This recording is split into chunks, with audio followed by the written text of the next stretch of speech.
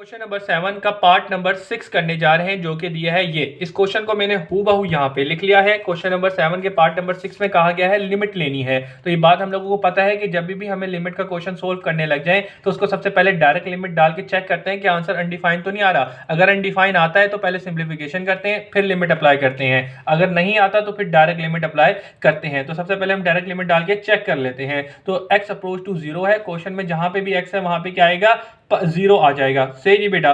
तो ये क्या लिखा हुआ है, सेक पाई माइनस एक्स की जगह 0 आ गया। डिवाइड में आ जाए, पाई अपॉन 2 है वो ऐसी कैसी रहा। तो क्वेश्चन में जहां पे भी एक्स था वहां पे क्या आ गया, पाई आ गया, सॉरी 0 आ गया। उसके अलावा सेक पाई लिखा हुआ है 0 हो जाएगा, खत्म। डिवाइड में आ जाए पाई अपॉन 2। अब जरा देखें यहाँ पे हमने क्या करना है।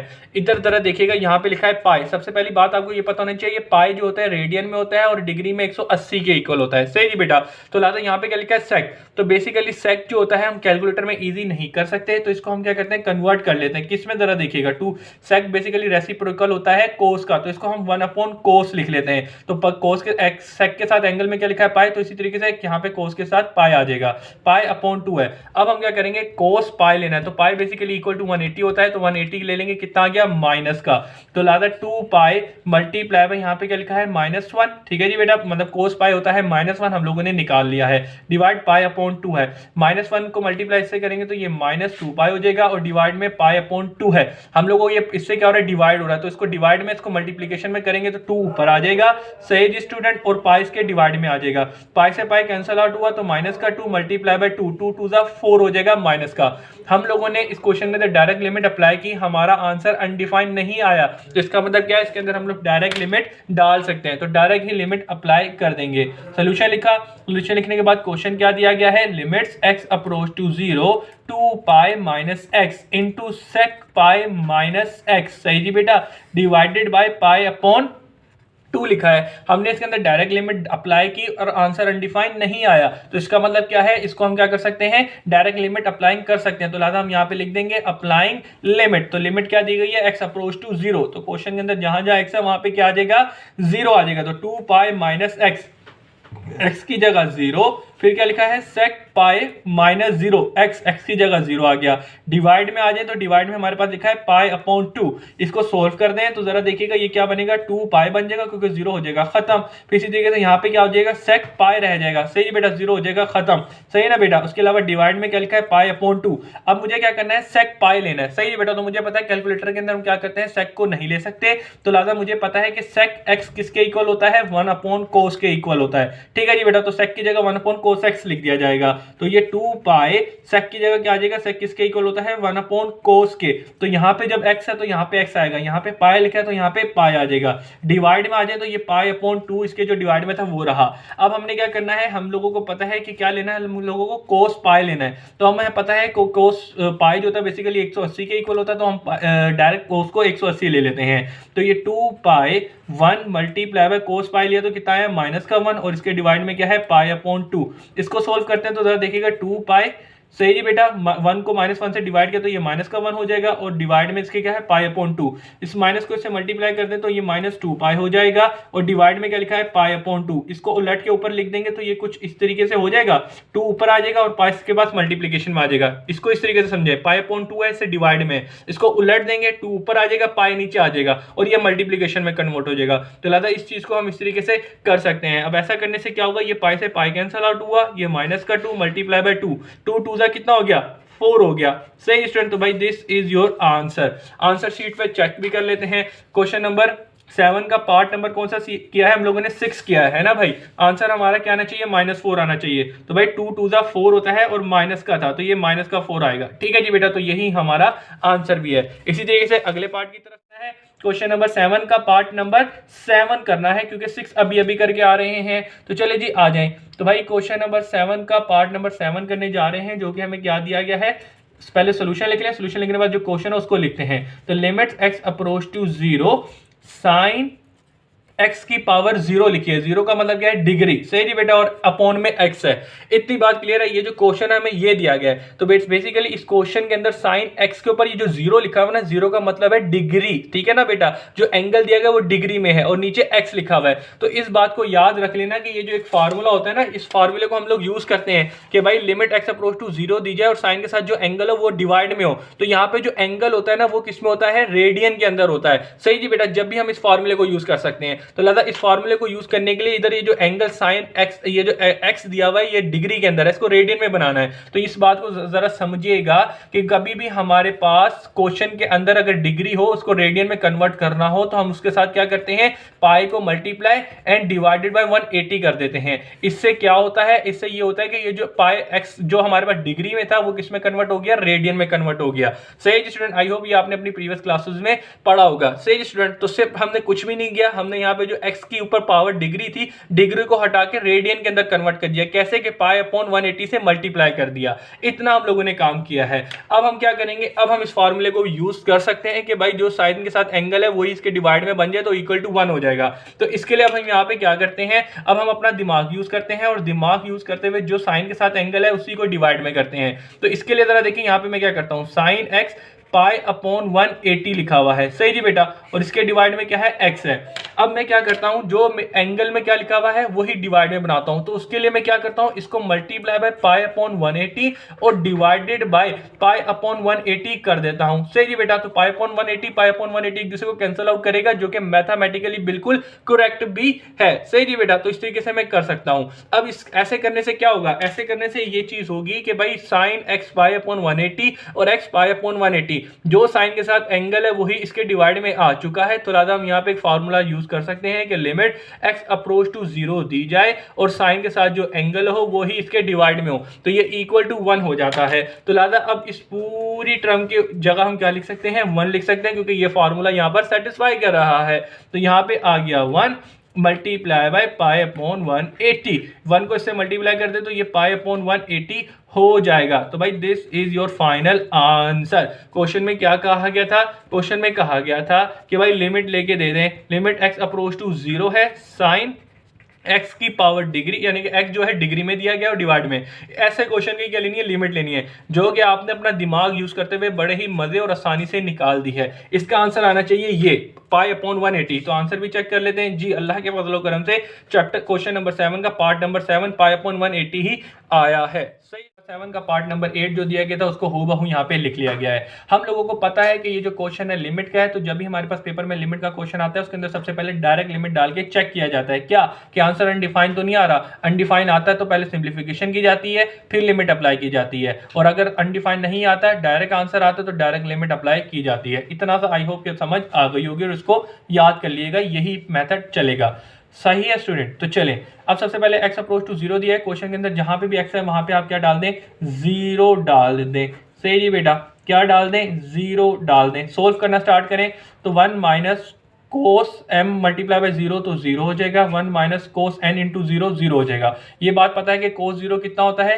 कोस 0 1 आता है। कैलकुलेटर में भी डाल के 2 मिनट में दिखा देता हूँ। कोस 0 1 के इक्वल होता है। सही है स्टूडेंट। तो भाई कोस 0 लिया 1 आया, इसी तरीके से यहाँ पे भी कोस 0 प्लस माइनस कैंसिल आउट करके 0 प्लस माइनस कैंसिल आउट करके 0। तो जैसे ही आपने इस क्वेश्चन के अंदर डायरेक्ट लिमिट डाली 0/0 अनडिफाइंड फॉर्म आ गई, तो पहले इसकी क्या होगी? सिंप्लीफिकेशन होगी, फिर इसका क्या किया जाएगा? लिमिट ली जाएगी। स्टूडेंट, ये जो क्वेश्चन है ये 2 मेथड से हो सकता है। मैं दोनों ही मेथड आपको कराऊंगा, जो मेथड आपको इजी लगे आप उसके तरीके से कर लीजिएगा। ठीक है जी बेटा।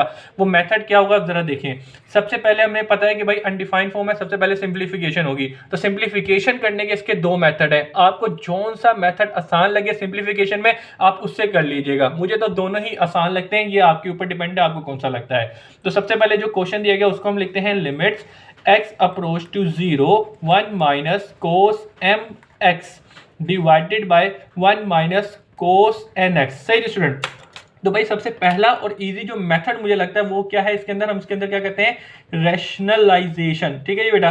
क्या करते हैं, रैशनलाइजेशन करते हैं। रैशनलाइजेशन हम लोगों को कहती है कि भाई लिमिट, सबसे रैशनलाइजेशन में क्या कहती है कि भाई जो कॉम्प्लिकेट वैल्यू होती है ना उसका साइन चेंज करके उसको मल्टीप्लाई भी कर दें एंड डिवाइड भी कर दें। सही जी बेटा। तो लिहाजा हम यहाँ पे क्या करते हैं, cos nx है, तो जरा देखिएगा यहाँ पे हम क्या करते हैं, कॉम्प्लिकेट फॉर्म ऑलमोस्ट दोनों सेम ही है, तो लिहाजा हम क्या करते हैं, ऑलमोस्ट सेम ही है ना, ठीक है ना बेटा। तो हम यहाँ पे क्या करते हैं, 1 प्लस cos mx मल्टीप्लाई भी किया और 1 प्लस cos mx डिवाइड भी किया, ठीक है जी बेटा। इसका हमने क्या किया, साइन चेंज करके मल्टीप्लाई और डिवाइड भी कर दिया। इसी के साथ हम क्या करते हैं, ये जो चीज है जो डोमिनेटर में 1 माइनस था ना, तो 1 प्लस cos nx को मल्टीप्लाई भी कर दिया और 1 प्लस cos n x को डिवाइड भी कर दिया। तो भाई ये डिवाइड और ये डिवाइड, ये डिवाइड और ये डिवाइड, इसको कैंसिल आउट करके 1 आएगा, 1 को इससे मल्टीप्लाई करेंगे वापस यही फॉर्म आ जाएगी। तो मैथमेटिकली ये चीज तो करेक्ट है। और रैशनलाइजेशन का भी मेन तरीका यही होता है कि जो कॉम्प्लिकेट टर्म होती है उसको प्लस माइनस जो भी साइन होता है उसका साइन चेंज करके उसे मल्टीप्लाई एंड डिवाइड कर दिया जाए। सही स्टूडेंट। लेकिन फिलहाल हम लोगों ने यहाँ पे क्या किया है, हमने ऊपर वाली टर्म को भी और नीचे वाली टर्म को भी क्या किया है, उनके साइन चेंज करके मल्टीप्लाई एंड डिवाइड किया है। अब इससे क्या होगा, इससे हमारी सिंप्लीफिकेशन आसान होगी। तो इसके लिए सबसे पहले जरा देखिए हम यहाँ पे क्या करते हैं, 1 माइनस cos mx, ठीक है जी बेटा, और ये मल्टीप्लाई किससे हो रहा है, 1 प्लस cos mx से। सही है बेटा। सबसे पहले ऊपर वाली टर्म को मल्टीप्लाई कर दिया और इस तरीके से जरा नीचे आ जाए तो 1 माइनस cos nx। सही है बेटा। इधर जरा देखिए ये वाली जो टर्म थी ना हम इसके साथ मल्टीप्लाई करते हैं, 1 प्लस cos nx। सही है बेटा। अब ये मल्टीप्लाई होगा, हम लोगों ने इस वाली टर्म को और इस वाली टर्म को अभी यूज किया, इनके साथ मल्टीप्लाई करके लिखा है। बाकी हमारे पास 1 plus cos nx divided by 1 plus cos mx, ये जो रह गई थी इनको मैंने अलग करके लिख दिया है। अब आगे यहाँ पे क्या करते हैं स्टूडेंट, यहाँ पे जरा देखिएगा ये a है, ये b है, ये a है, ये b है, इसी तरीके से ये a है, ये b है, ये a है और ये b है। यहाँ पे एक फार्मूला लग रहा है, वो फार्मूला बेसिकली ये है कि a minus B into A plus B हो, यानी कि एक चीज एक बार माइनस में और दूसरी बार प्लस में लिखी हो तो हम a square minus B square कर देते हैं। तो लिहाजा यहाँ पे 1 minus cos M X, 1 plus cos M X था, तो एक बार माइनस में एक बार प्लस में, तो लिहाजा ये फार्मूला लगेगा। और इसी तरीके से नीचे भी एक बार माइनस में और एक बार प्लस में लिखा है, तो इस फार्मूले की मदद से हम उसको आंसर सिंप्लीफाई कर सकेंगे। सही जी बेटा। और इसके साथ ये लिमिट x अप्रोच टू 0 जो थी वो लगी हुई आ रही है, तो हमने ये काम कर दिया। तो लिमिट x अप्रोच टू 0, तो ऊपर जरा देखिएगा 1 square minus cos M X का होल स्क्वायर, तो लिहाजा A square minus B square कर दिया। और इसी तरीके से नीचे भी जरा देखें, ए हमारे पास 1 है उसका स्क्वायर माइनस बी हमारे पास क्या है, कोस एन एक्स है उसका स्क्वायर। ठीक है जी बेटा। तो ऊपर जो था हमने ये फार्मूला लगाया और इसको इसके अंदर कंप्रेस कर दिया। इसके अलावा इसके साथ जो एक चीज है 1 plus cos N x divided by 1 plus cos M X जो थी वो यूं की यूं ही रही। अब हम आगे क्या कर सकते हैं स्टूडेंट, अब जरा आगे देखिएगा, लिमिट्स x अप्रोच टू 0, 1 का स्क्वायर किया 1 minus cos square M x. सही है बेटा। ये जो स्क्वायर था कोस के ऊपर आ गया, एम और एक्स ऐसी का ऐसी रहेगा क्योंकि वो एंगल था, एंगल के ऊपर कभी भी स्क्वायर नहीं आएंगे। ये जो स्क्वायर है कोस के ऊपर आएगा, अक्सर बच्चों की ये प्रॉब्लम रहती है, यहाँ पे क्लियर कीजिएगा। ठीक है बेटा। इसी तरीके से 1 है तो 1 का स्क्वायर किया 1 आ गया, और इसके अलावा यहाँ पे minus cos square N X. ठीक है जी बेटा। ऊपर स्क्वायर था तो लिहाजा कोस का स्क्वायर हो गया।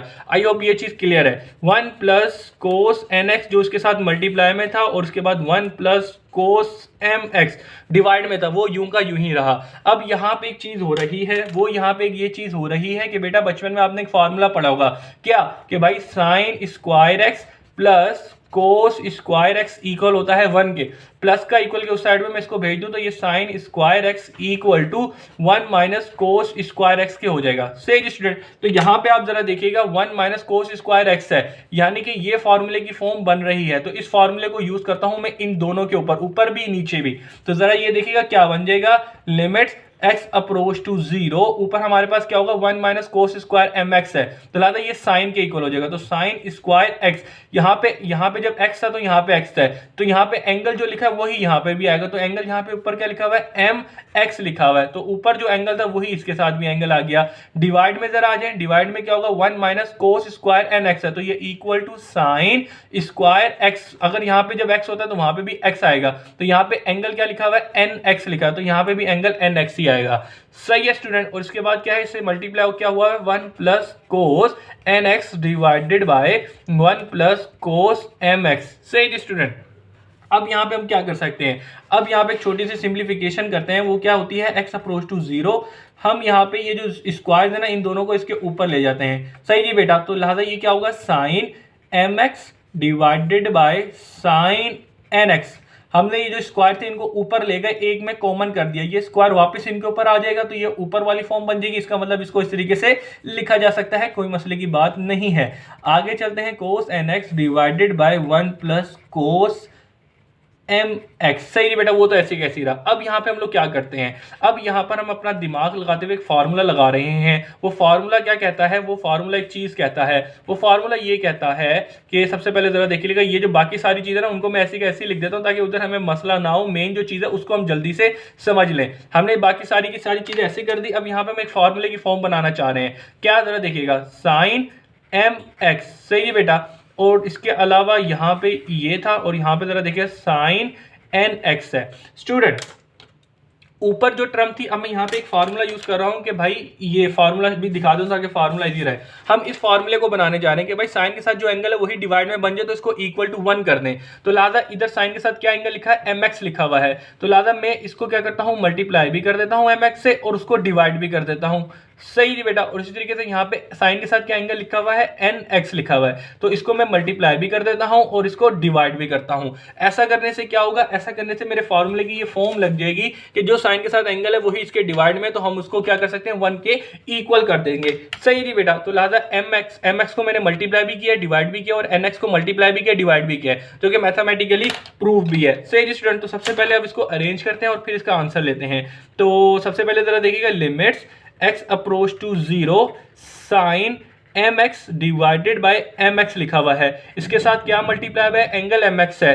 इसके बाद जरा आ जाए डिवाइड में, डिवाइड में क्या होगा, साइन nx, ठीक है जी, और इसके डिवाइड में क्या है, nx, और इससे क्या मल्टीप्लाई हो रहा है, nx मल्टीप्लाई हो रहा है। लिमिट का साइन ऊपर भी आएगा, लिमिट का साइन नीचे भी आएगा। सही जी स्टूडेंट, जब भी तो हम फार्मूला लगा सकते हैं, अगर लिमिट का साइन इधर लगा दिया नीचे नहीं लगाया, फार्मूला ही नहीं लग सकता, और ये मैथमेटिकली अनकरेक्ट है। इस बात पे आपके नंबर भी कट सकते हैं। ठीक है जी बेटा, पेपर के अंदर खास याद रखिएगा।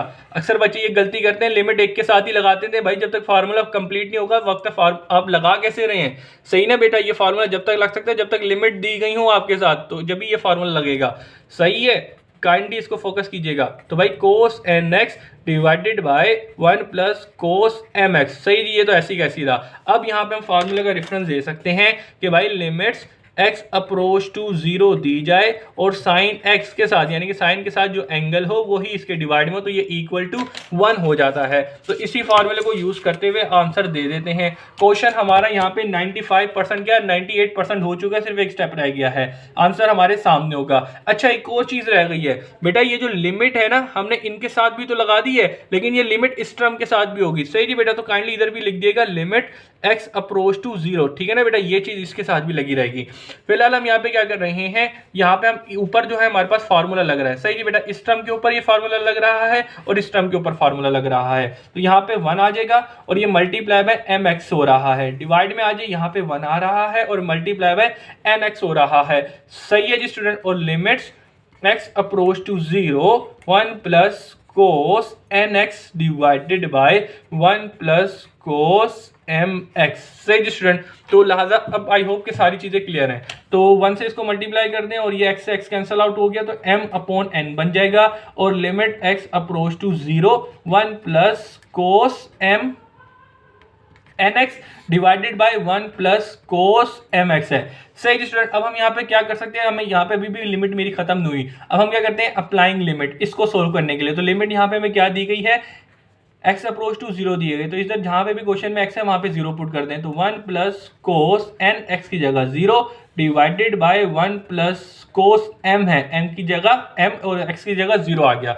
इसको सोल्व कर दें तो m upon n into 1 plus कोस n को 0 से मल्टीप्लाई किया 0 divided by 1 plus cos m को मल्टीप्लाई किया 0 0, तो ये कोस 0 हो जाएगा। कैलकुलेटर निकाल ले भाई, कोस 0 जो होता है वो 1 के इक्वल होता है। सही जी बेटा, आपको दिखा भी दिया है। अब हम आगे क्या कर सकते हैं, m अपॉन n 1 कोस 0 किसके इक्वल होता है, 1 के, और इसी तरीके से कोस इक्वल होता है 1 के। आगे हम क्या कर सकते हैं, n upon 2 m upon ns। ठीक है बेटा, n अपॉन n है 2 से, और ये 2 से 1 और 1 2 हो गया, 2 से 2 कैंसिल आउट हुआ, 1 आ गया, तो m अपॉन n को मल्टीप्लाई करते हैं 1 से, तो 1 से मल्टीप्लाई करा वही शेप आ जाएगी, वही फॉर्म आ जाएगी m/n। लिहाजा क्वेश्चन में आपको क्या कहा गया था, क्वेश्चन में जो आपको फॉर्म दी गई थी आप आंसर करके लिख सकते हैं कि भाई हमें कहा गया था कि limits x approach to 0 1 minus cos mx upon 1 minus nx होना चाहिए। इसकी लिमिट ले लें, तो लिमिट ले ली, वो क्या है m/n। तो this is your final answer. सही है जी बेटा। तो यहाँ पे आगे हमारा क्वेश्चन नंबर 1 का पार्ट नंबर कौन सा कंप्लीट होता है। अच्छा जी भाई, अब जरा देखें यहाँ पे हमारा आंसर नहीं मैच हो रहा। अब आंसर क्यों नहीं मैच हो रहा, मैं छोटी सी मिस्टेक बता देता हूँ मेरी क्या है। मेरी छोटी सी मिस्टेक ये थी, आंसर ऑलमोस्ट हमारा सेम है। इसके ऊपर क्या था, स्क्वायर था, तो ये स्क्वायर यहाँ पे भी लगा रहेगा। सही है बेटा। तो ये स्क्वायर जब यहाँ पे लगा रहा तो ये स्क्वायर इसके ये जो ब्रैकेट था यहाँ पे भी चलता रहा। सही है बेटा। तो ये जो स्क्वायर है इसके ऊपर भी और इसके ऊपर भी आएगा। सही जी बेटा। ये जो स्क्वायर था इसके ऊपर आया और इन दी एंड ये इसके ऊपर चलता ही रहेगा। सही जी, मैं ये स्क्वायर डालना भूल गया था। तो लिहाजा अब आप आंसर चेक कर सकते हैं जो कि हमारी बुक के पीछे दिया गया है, क्वेश्चन नंबर 7 का part number 8, M square upon N square. तो M square upon N square. सही है बेटा। तो यही हमारा आंसर है। सिर्फ एक छोटी सी चीज की थी कि यहाँ पे जो ये ब्रैकेट था, इस ब्रैकेट के ऊपर ये स्क्वायर को हमने ऊपर किया था, उसको मैं लिखना भूल गया था। तो ये एक छोटी सी चीज थी, आई होप ये समझ आ गई होगी, कोई इतनी मुश्किल चीज नहीं थी। तो उसी को हम लेते हुए आए, तो हमारा आंसर जो पीछे बुक में दिया गया था वही आया है, एम स्क्वायर अपॉन एन। तो भाई अब हम क्वेश्चन नंबर 7 का पार्ट नंबर 8 करने जा रहे हैं। सबसे पहले हमने क्वेश्चन नंबर 8 को एक मेथड से समझाया, सिंप्लीफिकेशन दिखा दी थी। अब दूसरे मेथड से दिखा रहा हूँ कि इसके अंदर थोड़ी सी सिंप्लीफिकेशन अलग तरीके से होती है। तो आपको दोनों मेथड में से जो चीज़ आसान लगे आप उसको फॉलो कर देगा। और ये एक इंपॉर्टेंट क्वेश्चन है, इसीलिए समझा रहा हूँ। बहुत ज़्यादा चांसेस है इस तरह के क्वेश्चन के आने के, और ये क्वेश्चन ऑलरेडी आपके पास पास पेपर में आया हुआ है फ्रॉम दी ओल्ड बुक। सही है। जो ईजी रखे वो मेथड के थ्रू आप सिंप्लीफिकेशन कर सकते हैं। सबसे पहले क्वेश्चन है, लिमिट का क्वेश्चन है, डायरेक्ट लिमिट अप्लाई की, अनडिफाइंड फॉर्म आ गई थी, तो इसका मतलब क्या है, इसको पहले सिंप्लीफाई किया जाएगा फिर इसके ऊपर लिमिट अप्लाई की जाएगी। तो लिहाजा सिंप्लीफिकेशन के जो दो मेथड थे, पहला मेथड मैंने पहले पार्ट में दिखा दिया और दूसरा जो है दूसरे मेथड में दिखा रहा हूं। सही जी बेटा। तो स्टार्ट करते हैं। सोल्यूशन लिखा, सोल्यूशन लिखने के बाद जो क्वेश्चन था, limit x approach to 0 1 minus cos mx divided by 1 minus cos nx है। सही है स्टूडेंट, इतनी बात क्लियर है। अब यहाँ पे आपके पास एक फार्मूला याद आना चाहिए, वो फार्मूला था डबल एंगल का। डबल एंगल हाफ एंगल का फार्मूला था कि भाई sine square x upon 2 equal होता है 1 माइनस कोस x के। सही है स्टूडेंट। तो लिहाजा हम क्या करेंगे, इस फार्मूले को ये फार्मूला यूज करेंगे यहाँ पर। इससे क्या होगा जरा देखिएगा, इस फार्मूले को कैसे यूज कर सकते हैं उस चीज को जरा देखें। 1 माइनस कोस mx लिखा हुआ है, तो 1 माइनस कोस x है। तो लिहाजा यहाँ पे जो एंगल होता है वो साइन के अंदर एंगल आ जाता है, उसका हाफ हो जाता है। तो लिहाजा ऊपर जरा देखिएगा, ये क्या हो जाएगा 2 साइन स्क्वायर, यहाँ जब कोस के साथ जो एंगल है वही साइन के साथ आएगा। तो यहाँ पे कोस के साथ क्या एंगल लिखा हुआ है, mx लिखा हुआ है, वही आ जाएगा। लेकिन यहाँ पे इस फार्मूले के अंदर हमें क्या बताया गया है, उसका हाफ हो जाता है। तो लिहाजा इसीलिए हमने यहाँ पे हाफ कर दिया। डिवाइड में आ जाए, अब इसी जगह से नीचे वाला फार्मूला लगेगा। 1 माइनस कोस x है, तो 1 माइनस कोस nx लिखा हुआ है। सही जी बेटा। तो लिहाजा ये किसके इक्वल हो जाएगा, 2 साइन स्क्वायर, एंगल क्या लिखा है यहाँ पे nx, तो यहाँ पे भी एंगल वही आएगा लेकिन उसका हाफ हो जाएगा according to this formula. 1 minus cos x equal होता है 2 साइन स्क्वायर x अपॉन 2 के। तो इस चीज को हमने इसमें यूज किया है यहाँ पर। अब आगे क्या कर सकते हैं, 2 से 2 कैंसिल आउट हुआ। सही जी स्टूडेंट। आगे जरा चलते हैं, limits x approach to 0 sine square mx upon 2 divided by sine square nx upon 2। अब हम आगे यहाँ पे क्या कर सकते हैं, यहाँ पर एक चीज कर सकते हैं। वो चीज क्या कर रहे हैं जरा देखिएगा स्टूडेंट, यहाँ पे स्क्वायर इसके ऊपर भी है, इसके ऊपर भी है, तो इन दोनों को कॉमन ले जाते हैं। तो sine mx upon 2 divided by sine nx upon 2 है। इस चीज को यानी कि ये जो स्क्वायर कॉमन लिए हैं, इस चीज को मैं इस तरीके से लिख सकता हूं, बिल्कुल मैथमेटिकली करेक्ट है। अब ऐसा करने के बाद आगे क्या करते हैं जरा देखिएगा। अब इधर मैं एक चीज करता हूं कि साइन के साथ जो एंगल है वही अगर मैं डिवाइड में बना लाऊं तो इस फॉर्मूले को बड़े ही इजी तरीके से यूज करके मैं इसको सिंप्लीफाई कर सकता हूं, यानी कि लिमिट ले सकता हूं। ठीक है जी बेटा। तो इसके लिए मैं जरा देखिए यहाँ पे क्या कर रहा हूं, लिमिट्स x अप्रोच टू 0। सही जी बेटा। इसको फिलहाल यूं ही रहने दे। यहाँ पे क्या लिखा हुआ है, साइन mx अपॉन 2 है। सही जी बेटा।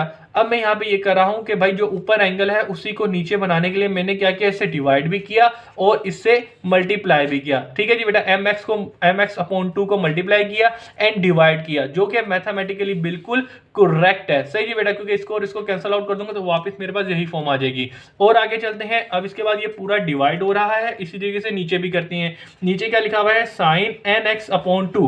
तो भाई साइन के साथ एंगल क्या बना हुआ है, nx अपॉन 2। इसको मुझे डिवाइड में बनाना है, तो लिहाजा इसको मल्टीप्लाई भी nx अपॉन 2 और डिवाइड बाय भी nx अपॉन 2 कर देंगे। इससे क्या होगा, शायद इसको पूरा ना थोड़ा लेंथी कर दें क्योंकि ये इसके ऊपर होल है और इनके ऊपर पूरा ये स्क्वायर लगा है, वो स्क्वायर यूं का यूं रहेगा। अब ऐसा करने से क्या होगा, ऐसा करने से यहाँ पे एक फार्मूला लगेगा। वो फार्मूला क्या होगा कि लिमिट x अप्रोच टू 0 दी जाए और साइन के साथ जो एंगल है वही डिवाइड में हो, तो इक्वल टू 1 हो जाता है। तो लिहाजा जो एंगल ऊपर बन रहा है वही नीचे है, तो लिहाजा हम यहाँ पे फार्मूला यूज कर सकते हैं। लेकिन कब, जब लिमिट x अप्रोच टू 0, तो ये लिमिट इसके साथ भी आएगी और ये लिमिट इनके साथ भी आएगी। सही नहीं बेटा, तो limits x approach to 0 sine mx half, ठीक है जी बेटा, और डिवाइड में जरा आ जाए mx हाफ। सही जी बेटा, और इसके अलावा इस होल्स के बाद भी लिमिट जो है नीचे वाली टर्म के साथ भी आएगी, limit x approach to 0 sine nx half और डिवाइडेड बाय nx हाफ। सही जी बेटा। अच्छा जी, इनके अलावा इससे ये मल्टीप्लाई हो रहा है mx अपॉन हाफ और नीचे वाली टर्म से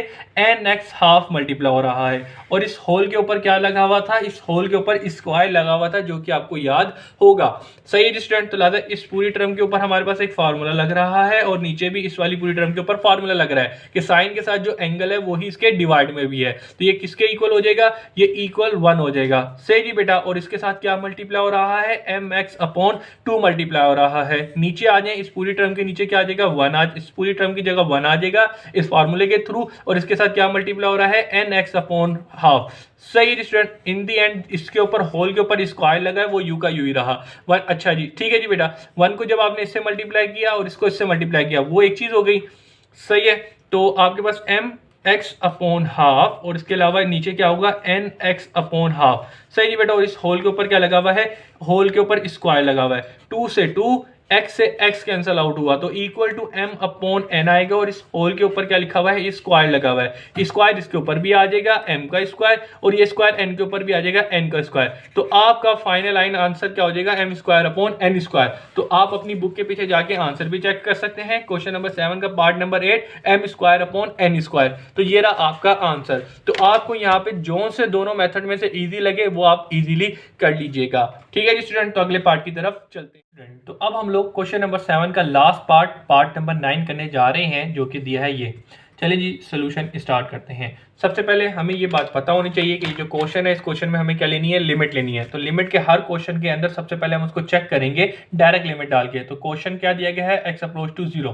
तो क्वेश्चन में जहां पे भी x है वहां पर क्या आ जाएगा, 0 आ जाएगा। सही जी बेटा। और साइन 5 की जगह फिर x मल्टीप्लाई हो रहा है वो 0, डिवाइड में x है तो x की जगह 0। इसको सोल्व करते हैं तो भाई 3x को 0 से मल्टीप्लाई किया 0, साइन 0 लिया 0, 5 को 0 से मल्टीप्लाई किया 0, साइन 0 लिया 0। सही है बेटा, इसे मल्टीप्लाई हो रहा है। और 7 को 0 का स्क्वायर 0, 0 को इससे मल्टीप्लाई किया 0, तो ऊपर भी 0 नीचे भी 0। तो डायरेक्ट लिमिट अप्लाई की 0 अपॉन 0, यानी कि एक अनडिफाइंड फॉर्म आई है। तो इसको सबसे पहले सिंप्लीफाई किया जाएगा, फिर उसके बाद इसके अंदर लिमिट या सिंप्लीफिकेशन करने के बाद फिर इसका क्या किया जाएगा, लिमिट अप्लाई की जाएगी। तो जरा बेटा ये एक क्वेश्चन दिया गया है, इसको सबसे पहले हम दोबारा लिख लेते हैं। स्टूडेंट क्वेश्चन को दोबारा लिखने का मतलब ये होता है कि क्वेश्चन को मैं एक बार पढ़ूंगा तो किसी बच्चे को कोई टर्म या किसी चीज में कंफ्यूजन होगी तो वो क्लियर हो जाएगी। सही है ना student. Sine 3x into sine 5x upon 7x square. ठीक है जी बेटा, इसलिए दोबारा लिखता हूं।